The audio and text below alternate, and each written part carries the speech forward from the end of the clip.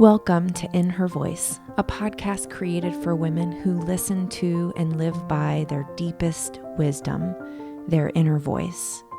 This was made for you, the woman who feels pulled to more, to lead, to create, to dream, and to be a world changer.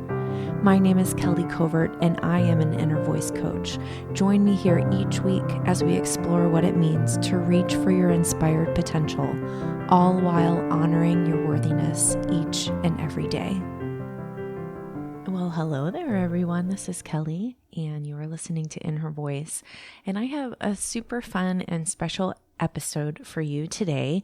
My friend Sarah Steckler, who you might remember was on the podcast a few months ago, interviewed me for her podcast, the Mindful Productivity Podcast.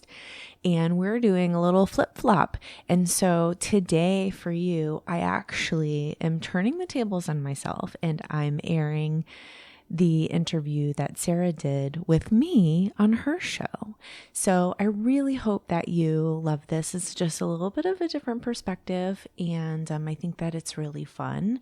And we're talking about enoughness. We're talking about how to understand how to listen to your inner voice. We're talking about habits, kinder habits, all of my favorite things. But it's a little bit of a twist because Sarah's asking the questions. So I hope that you really enjoy this interview. Before we get to it, I want to let you know that the next Enoughness workshop is coming up on Wednesday, December 30th from 7 to 8:30 p.m. Eastern. It is on Zoom, so you can join from anywhere. And this is going to be a really special workshop because we're at the end of this crazy freaking year, 2020, and we're looking ahead into 2021, and things are going to feel different. We have a lot to process, and I know that your inner voice has a lot to say about it if you will take the time to listen. So that's what this workshop is about. It's about listening to your inner voice. It's about getting clear on your desires. It's about creating kinder habits, the kind of habits that remind you you're enough every single day, so you can move into 2021 knowing that you're headed in the right direction. And that sounds really good to me. I hope it sounds really good to you. If this is something that you would like to be a part of, head on over to kellycovert.com/workshop. You do not need the Enoughness Planner to participate in this, although the process that we are doing is a part of the Enoughness Planner. So if you have one, you can use it for that. But just a plain old journal is fine too. And I'm really excited to share this time with you. So that's kellycovert.com/workshop. I'll put the link in the show notes. So hopefully you can just click on the link right from whatever podcast app you are using to listen to me today.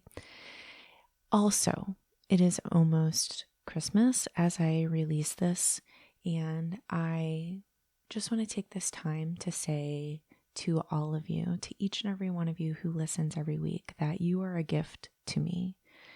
Whenever I take out my microphone and I sit down to record an episode, I am thinking of you, and I'm so grateful to you. So thank you for your presence here with me in like this weird sort of podcasting space. And thank you for reaching out and letting me know that the words that are spoken here make a difference to you. It really means a lot to me. So let's now get to Sarah's interview of me right now. Kelly, thank you so much for being on the podcast today. I'm so excited to have you here. I am so thrilled to be here, Sarah. Thanks for having me.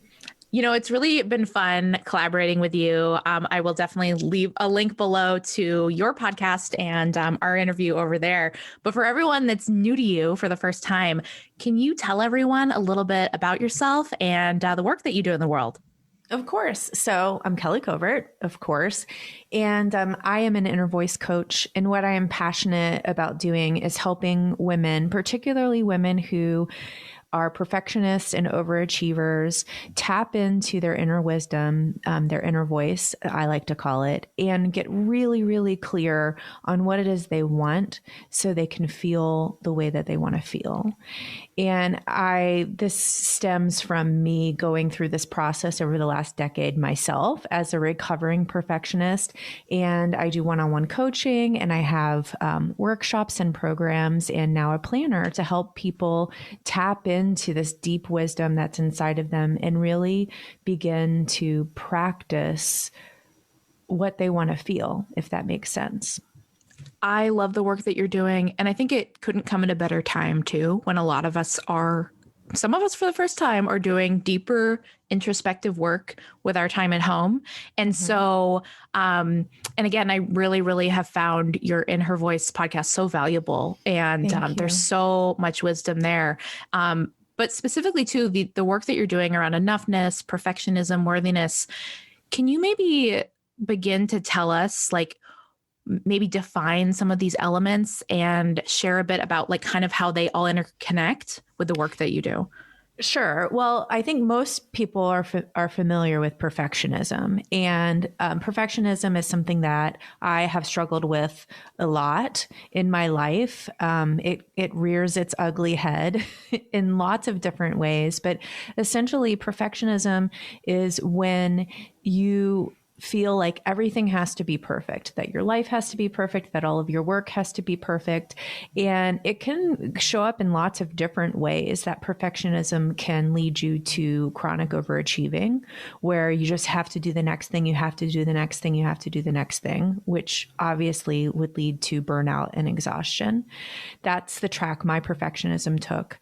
And then it also shows up in people who are so afraid to get things wrong that they don't even begin, that they don't try, that they don't, take the chance on whatever it is that they might be really feeling called to do.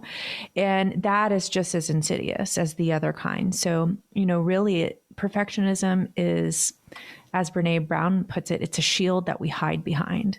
And we try to protect ourselves from looking bad or feeling bad, but it doesn't really protect us from that at all, because all we end up doing is feeling less than perfect, because perfect is impossible. No one's perfect. So when I talk about perfectionism, that is really what I am talking about. And in all transparency, I consider myself a recovering perfectionist, and darn it if it doesn't pop its head up still. And this is something that I've been working on for a really long time. And so I think that just like someone who is recovering from any sort of addiction, this addiction to having to have everything be perfect is something that's a lifelong battle, if you will, to really understand what it means to be enough, even if you aren't perfect. And that's where enoughness comes in. Enoughness, I think it was you that asked me, what is enoughness, like a while ago? And it really made me think, okay, well, what is enoughness? It's not one specific thing, but it's a feeling.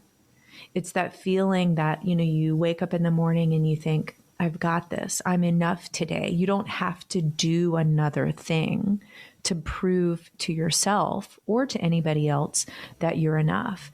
And I think oftentimes, especially in our society, women in particular can get into this cycle of achieving to receive affirmation in order to feel like they're enough. And the problem with that is you get like a temporary hit of okay, yeah, that was good, I got my gold star, but then that inevitably wears off. And if we're not willing to do the deep work to honor our innate worthiness, our innate enoughness, then we're never going to feel enough on a daily basis. And that's really what I want for myself and for my clients and for all of the women that I come into contact with. I want them to feel good enough. I want them to feel like they can do what they are called to do. Because when we stand up and step out in the world owning our worthiness, believing that we are enough, that's when we really, I think, are stepping into our true purpose as humans. Wow. That is beautiful. I love that so much. And you really wove them together really well, because I think a lot of people I think can identify with perfectionism at one point or another, but the way that you kind of dived a little bit deeper about it. And also, one thing that came up when I was thinking about how you were describing this is even just perfectionism and enoughness around our feelings, or around, maybe how much we're striving to feel happier, or how much maybe we feel like we shouldn't get as angry as often. So there's this sometimes perfectionism around even just the feelings that we experience. And I think our worthiness, I'd love to hear kind of what you think about how our worthiness can even be tied up into like, well, I don't know, if I'm worthy of feeling this way, or because I haven't felt this way enough, or I'm kind of going off on a tangent, but does that make sense what I'm saying? Yeah. I think that this is such a good point, because darn it, we are judgy. And I think we are the most judgy of ourselves. And what I mean by that is like since we're the only ones privy to all of our inner thoughts, I think that we tend to be so hard on ourselves and say, well, I can't believe I even thought that. I can't believe I'm feeling this way. Here's a perfect example. And this is something I experienced. Are you ready for it? This morning that we are recording this, I experienced this. A friend of mine who is a fellow entrepreneur, someone who lives locally to me, shared an image of like a local women's magazine that we have here, like the kind that you pick up for free in the grocery store. And she's on the cover of it. And it's like this super hot picture. And she, is sharing one of her programs. And my very first reaction to that, it was, oh, why does she get to do that?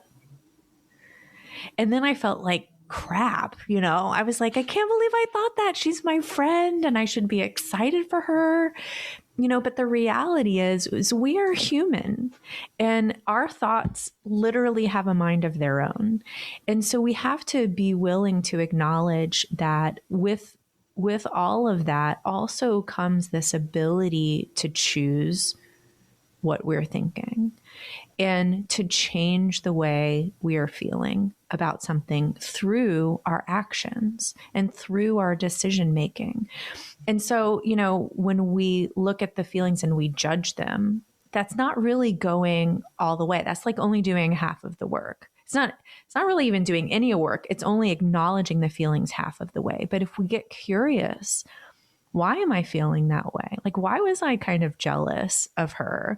Why did that pop up for me? Let me dig in. Let me be curious about that thought instead of judging it. Then I can do the work to unravel that and understand why I felt that way and how to not feel that way. Does that make sense? Yes. Yes. I wish I could have heard this talk from you decades ago. Oh my gosh. If I had heard this talk from me when I was, 25, I feel like I would have bypassed so much angst in my life. But I think that we're meant to hear it when we're meant to hear it. Yeah. Well, and I think too, that's really an important point you touched on, is that it's only kind of half the work when you're judging it. And it's also kind of, for lack of a better phrase, it's like kind of the lazy way of doing it, right? Like I can have a feeling about someone else, or I can notice myself being really envious about someone. I mean, like as a business owner, that just happens, I'll see someone doing something that I really want to do. And like, I'm scared to do it. So I haven't taken the action to even think about doing it. So what it's really calling out in me is the fact that like, I want that too. And that's not always the case, right? But like, sometimes I'll notice that. And when you do dig a little bit deeper, what you ultimately find most of the time is that the perceived judgment you're having about that person per se in this situation usually has less to do with you not wanting to be supportive of them and more to do with like there's something that they're doing that like either you feel maybe you're not worthy or capable of, or you really want but you don't know how to claim that for yourself. And so digging deeper, it's like all of a sudden it becomes this really valuable thing. This negative thought that you originally had suddenly becomes this really valuable piece of self-awareness. Yes, 100%. And I think like taking the judgy piece, that was something I really learned from myself. I have always been very critical of myself, probably more than anybody, but also of other people. And a lot of that had to do with like how I was raised and how we talked about people in my house when I was growing up. You know, you learn how to be critical. And when I started recognizing that when I was being judgy of other people or having these thoughts about other people, when I really dug in, most of the time I was really judging myself.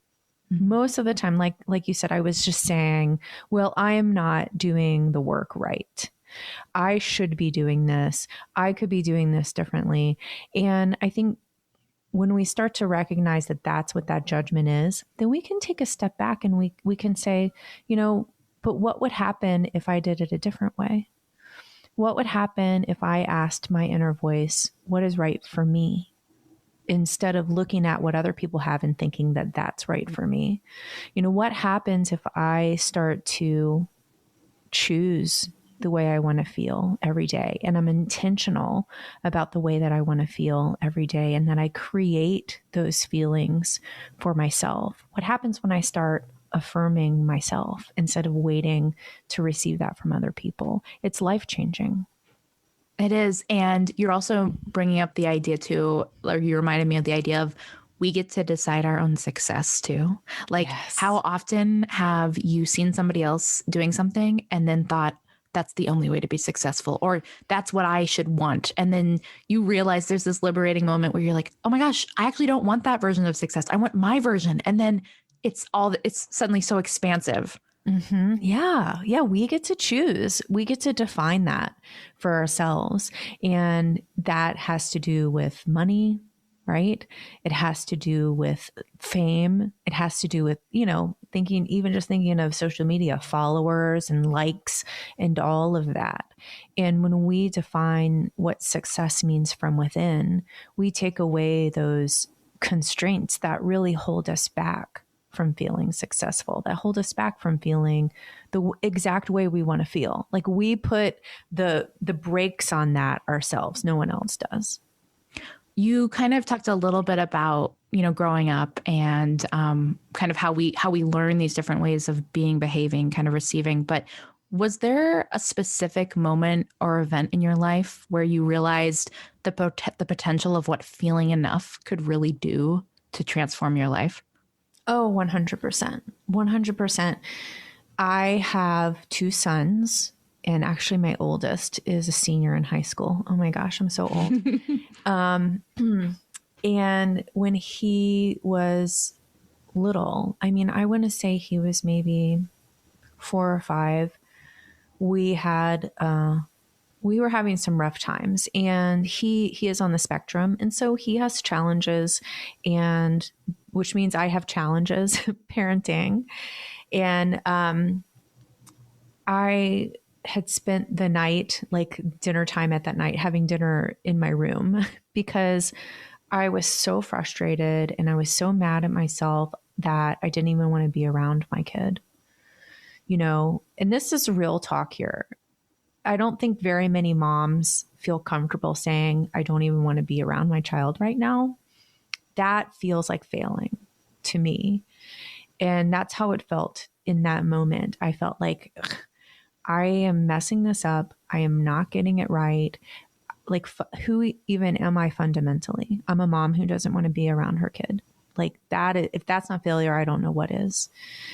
And that night after he went to bed, I decided just to go in his room and just lay down on the bed beside him because I just wanted to like be with him without having all of the other stuff.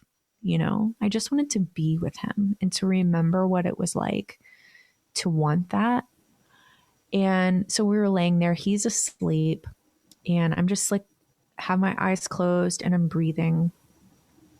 And I had this moment of awareness that I will never be able to love him exactly the way he is if I can't love myself exactly the way I am? And it's like the scales came off of my eyes, you know, like I began to see all of the ways I deemed myself less than and all of the things I was trying to do to prove that I was enough when really I was enough just because I'm enough. I am worthy because I was born worthy, not because I have to do anything to earn that. And my kid doesn't have to do anything to earn that. And so making that relationship from what I want to be able to give to him to also being able to give that to myself was transformational for me. I have chills just listening to that story. That's so beautiful and something that I think everyone can take away with them to like every relationship that they have. Like how beautiful is that to really have that kind of self-compassion, and when you do that it like can just radiate out. And then Well, I was going to say it really did. I mean, people say that it changed my life, and it feels so like, did it really? And I just want to say, yes, it really did. It changed my life that moment. And it wasn't like one and done. It wasn't like I had that moment and now I love myself and I'm good enough. Right. And, you know, everything is great. I mean, if only it could have been like that, gosh, things would have been easier, right? But what I've discovered since that moment is feeling good enough is a practice. It is a habit. It's something I have to do every single day. And I have to remind myself all of the time of this. Otherwise, my brain goes back to not good enough. That's sort of the default mode. And I have to work really hard, but in simple and easy ways to remind myself that that is not my way of being anymore. But it's a daily practice for me. I was just going to say, like, because there's a couple of questions I have for you coming down the pike here of just like different ways to practice all of these things and actually integrate them into your life. And one really tangible thing you did recently on your Instagram stories was you created this amazing template and you asked people to create a to-be list instead of a to-do list. I'd love for you to like tell us more about like why you created this and why it's so important. Well, you know, a little backstory. I discovered you. I think I was doing some like Instagram engagements, you know, like I was like going down hashtag rabbit holes or whatever. And I found mindful productivity hashtag, and it took me right to you, of course. And I was like, mindful productivity. Oh my gosh, I am in, because I'm like your typical type A, recovering perfectionist, former chronic overachiever. Like I still really like to check things off my list. I love it. It feels so good. But what I was recognizing is I also have a tendency to put way more than I can actually do in a day on my list. And I get so focused on the doing that I forget who I want to be. And so when you take a moment, instead of creating a to-do list right off the bat at the beginning of the day, think about who you want to be. And when you make a to-be list, you list out 3 or 4 things that you want to be that day. And then you let your to-do list flow from there. And you'll find that often the same things pop up onto the to-do list once you have the to-be list, but the intention is different. So here's an example. Today, I want to be focused. That's one that comes up for me often because I sometimes am challenged when it comes to focus. And so I can build things throughout my day to help me be focused. So I know for me, I work best like in chunks with a break or a buffer in between. And that buffer is just as important as the work time.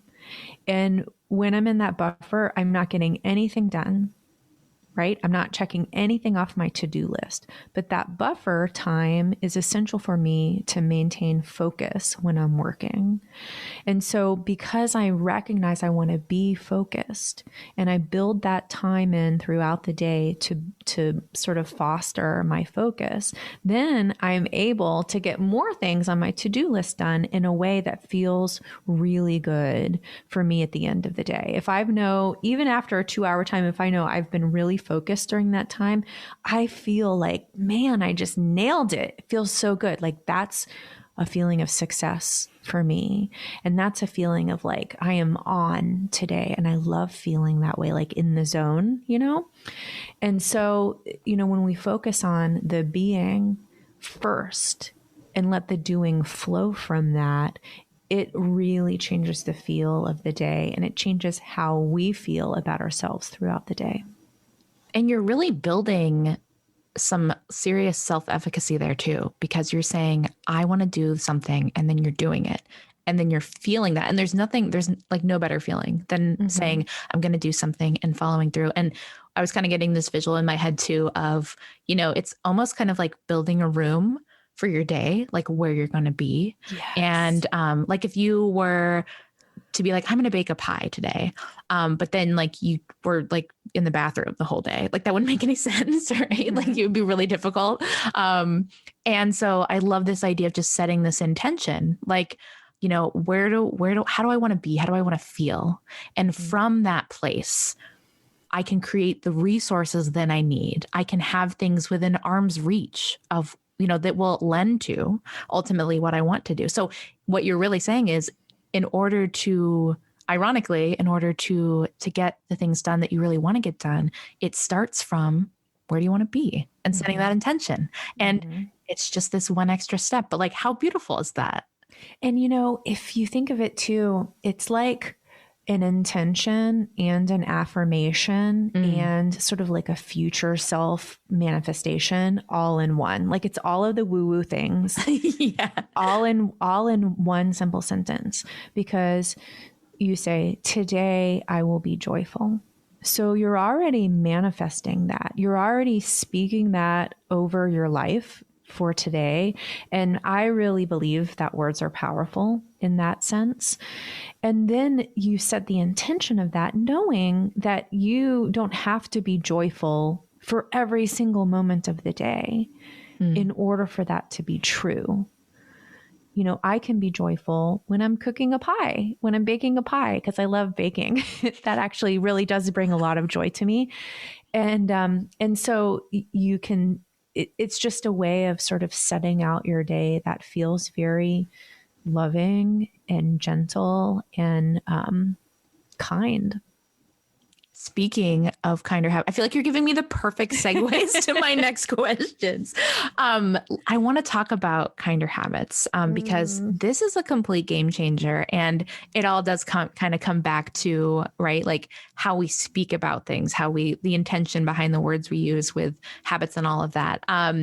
But, you know, habits and habit tracking in general, I feel like that's been in the hot seat for a while. Like we see all these habit trackers online, and it's been really popular in like the bullet journaling community. But you're kind of bringing in this new take on habits. So what are kinder habits, and how can we begin to define and cultivate them? So kinder habits are habits that help you feel the way you want to feel. And they are rooted in what you desire.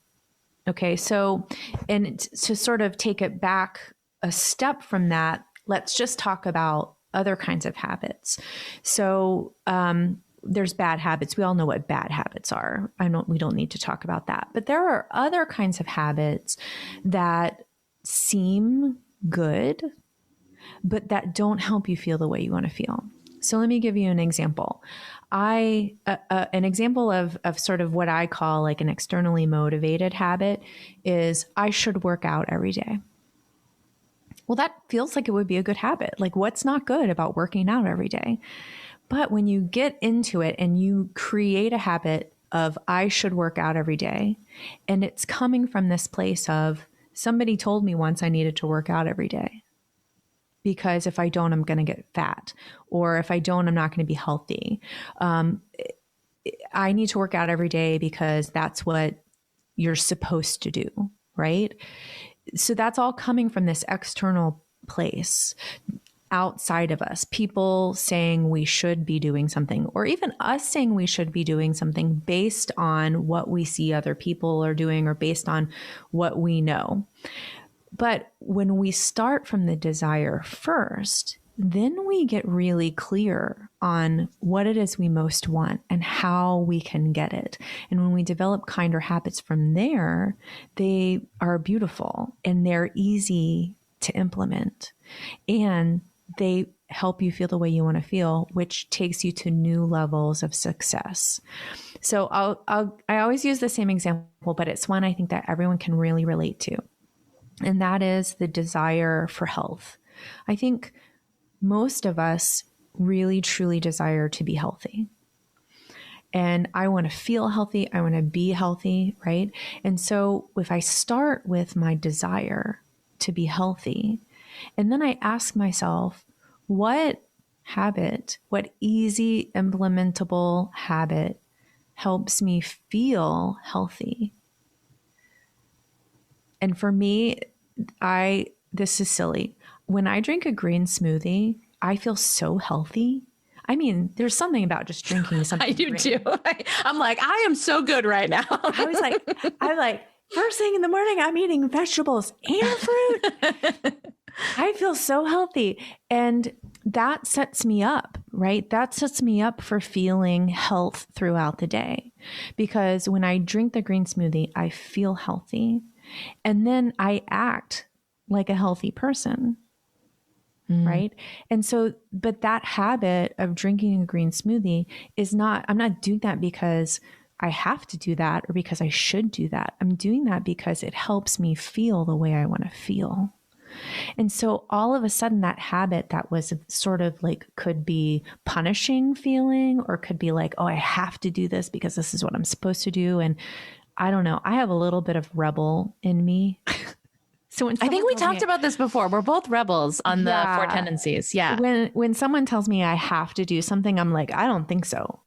Yeah, right there. You know, like it immediately, like I have like this reaction against it. But so this is about me understanding myself and giving myself what I need to get to where I want. And it feels so gentle and so kind and so loving to do that for myself. And I really believe that when we cultivate kinder habits, not the ones that are punishing, like a punishing habit would be like, I ate pizza last night, so I have to work out for 2 hours today. Yeah. That's punishing, right? Or, you know, if we're doing things just because like we're beating ourselves up, like, oh, I can't believe you didn't do that yet. You're so lazy, Kelly. This is how I used to talk to myself, by the way. And, you know, that's not nice. It really reminds me of something I used to do all the time. Oh, you took a nap earlier today, or you took a day off, so you better work extra hard tomorrow. Yes. So I love this example of a nap. So what if what you most want is to feel energetic? And if you really dig into that and you understand your body and your cycles of energy and what you need, you understand that one of the kindest habits that you could create in your life is to take a 20 or 30-minute nap every day. All of a sudden now, instead of it being something that might have even been considered bad, it is exactly what you need to feel exactly the way you want to feel. It's so amazing. Wow. Mm-hmm. That's so powerful. Like the way you said that, like it really like resonated with me on a deep level. I'm like, oh yes, like let's flip that, right? Yeah. And what else I like too about how you're describing kinder habits is it's an invitation. It's not a should. It's a, ooh, do you want to come over here? Do you want to do this? Like, do you want to do this and get yourself closer to how you want to feel? Mm-hmm. That's completely different. It's a pull rather than a push. Yeah. And so let's talk about tracking kinder habits, because the irony is not lost on me that I'm talking about creating these kinder habits and then like keeping track of them with checks, like checking things off the to-do list. But I think that also, there's an invitation there for us to understand perfection is not required. So, when I'm keeping track of the kinder habits that I choose kinder habits at the beginning of each month. Sometimes they're the same every single month, and sometimes they change depending on where I am and depending on what I'm wanting right now. But I keep track of them. And when I don't check off a day or don't check off a week, some of the habits are weekly, instead of beating myself up for that, that is an opportunity, an invitation, like you said, to give myself grace and to practice being imperfect and still honoring my enoughness at the same time. So it's all woven together in this beautiful way that we can practice being, right? Choosing who we want to be and be that, choosing how we want to feel, creating habits that stem from that, and then also practicing being imperfect and giving ourselves grace. Yes. And speaking of having it all woven up into something that people can tangibly use, can we talk about your enoughness planner? Yes. That's now live on Amazon. It's today, actually. Yeah, I know, that's so cool. Can you tell us about it and like who it's for and kind of how it beautifully weaves these concepts together? Well, so for many years, I have been doing this, creating kinder habits and creating a habit tracker for myself every month and sort of going through this process of understanding how I want to feel and what's going to help me feel that way. And I started taking clients through that process too. And I created a workshop around it. And it is this beautiful workshop where it includes guided journaling and some meditation. It really helps people connect to their inner voice to get clear on what they want, what they actually want, which is actually sometimes really hard to know. Like, it's easy to know what we don't want. It's not always easy to know what we want. And then from those desires, they would, like I say, would create their kinder habits and then create a habit tracker to help them practice that throughout the month. And when I came across you and all of the wonderful things you did, I saw that you had a course for journals, creating journals and planners. And it just was like an idea, like this light bulb went off. I was like, I have that. Like, I have exactly that in what I'm doing every day for myself and what I'm teaching my clients how to do. And so I took all of this, the process, which I call the quarterly desire process, and this idea of creating kinder habits and having a practice tracker, and then having a daily practice of gratitude and reminding yourself of who you are and who you are becoming, and a moment to be proud of yourself for something every single day. And I wrapped it all up and I created the Enoughness Planner. So you can do this at home.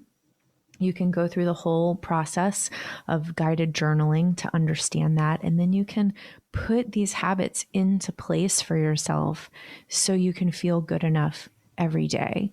And I made this for people who struggle to feel good enough, perfectionists who think it's never enough, right? It's never good enough. It's never good enough. And why is it never good enough? Because it's not perfect.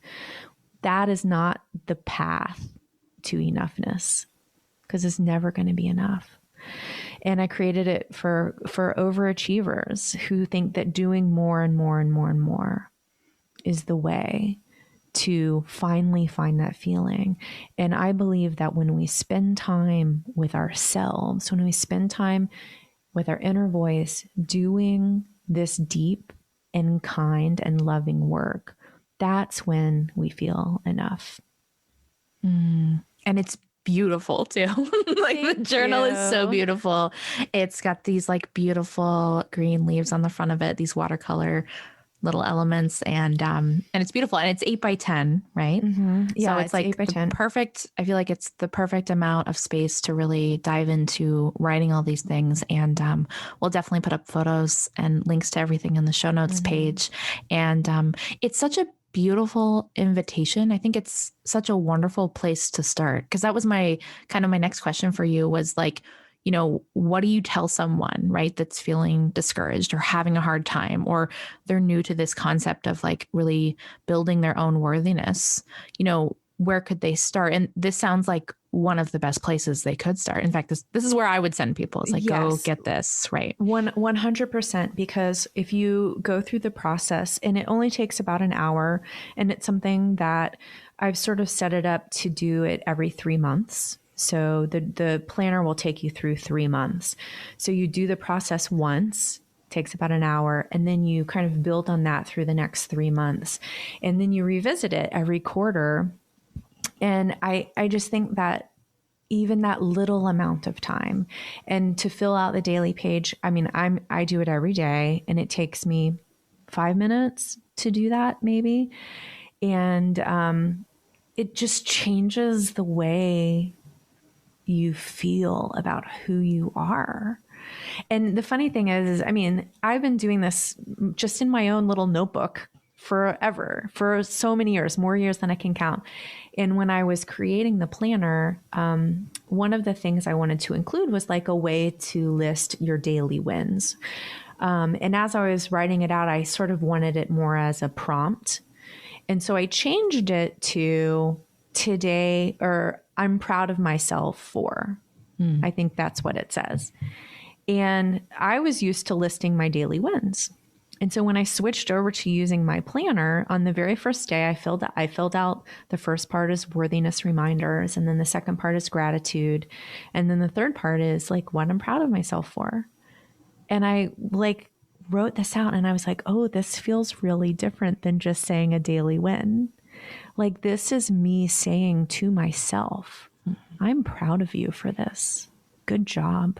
It's me giving that affirmation that I seek to myself. I don't have to find that externally anymore. I'm giving it to myself. So even making that subtle shift, for me, having practiced this for years and years, made a huge difference. I love it so much. I love that, because it's also this beautiful way of giving yourself permission to be proud of so many things, right? Like, because I think sometimes when we hear like win, we think like it has to be this, maybe this certain way. But when I think of that prompt, like what am I proud of myself for? Like on some days, it could be getting out of bed.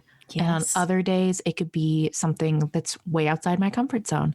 But it doesn't have to be measured to be valuable. It is just how you're proud of yourself. That's amazing. And I think so many of us were taught, at least I don't know about everybody, but I was taught that being proud of yourself was bragging and not good. Oh, I think that's something women are just like, taught to think, right? Right. And so, I grew up thinking, well, I'm not allowed to celebrate my wins. I'm not allowed to be proud of myself, because then, good girls don't do that. Good girls don't do that. They say thank you, and they keep their mouth shut.